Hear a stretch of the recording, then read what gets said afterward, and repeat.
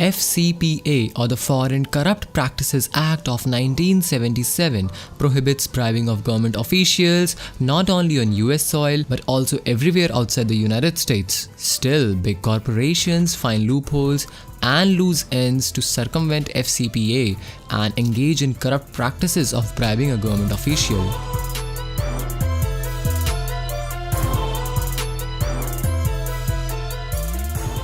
Did you know that Hillary Clinton was paid $675,000 by Goldman Sachs for 3 speeches? Now, if I'm someone who is paid this much amount of money for a speech, I'll be quite generous to my peers. Alan Greenspan, one of the architects of 2008 financial crisis and the then Fed chairman, was awarded the ENRON award for distinguished public service. What's surprising is that ENRON was involved in a big financial scandal of manipulating their books, which finally led to its bankruptcy. Although Greenspan turned down the cash prize associated with the award, it's still one of the cleanest ways to influence a government official. So basically, you're paying huge amounts of money for rather mundane things. A government official comes, he gives a personal appearance accompanied with a 20-minute speech and gets awarded millions of dollars in the process. In return, the government official favors the said company. One of the very ingenious ways of making the bribe legal.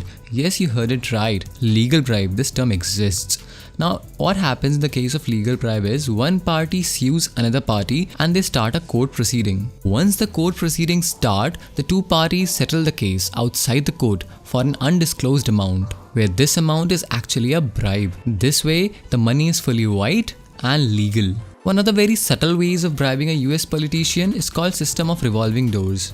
US senators promote the bills that benefit the lobby firms representing the wealthy individuals and corporations. In return, when the senator retires from Senate or the Congress, the said politician is often offered a position in management board of the company that benefited the most. Needless to say, the compensation of the politician who is employed at the board level of the company runs into millions.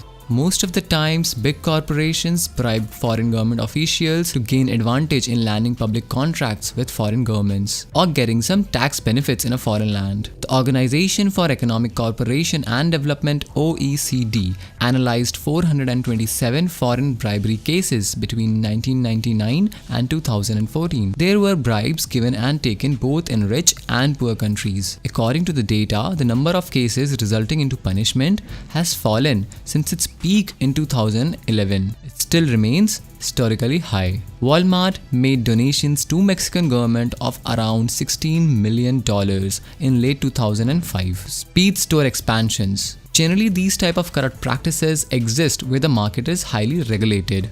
Example, in China. In China, where almost every industry is regulated, Garth Peterson, managing director of Morgan Stanley's real estate investment and fund advisory business, cooked the books and secretly arranged to have millions of dollars paid to himself and a Chinese official through an offshore company. Now, regardless who paid the bribe to whom, it's difficult to digest the fact that the top management on both the sides were not aware of what was happening. Whether the bribe was paid in the form of astronomical fees for a 20-minute speech or donations or expensive gifts or any other ways, what it does is it increases the cost of production for that company, and big corporations recover that cost by increasing cost of essential products and services or by paying its employees less in the country with weaker employment laws. Thus, in general, the cost is actually borne by the society as a whole. Also, it inhibits new companies from entering the industry if it can't afford to pay bribes. Only the big corporations get all the benefits and tax breaks. The gap between the rich and the poor widens.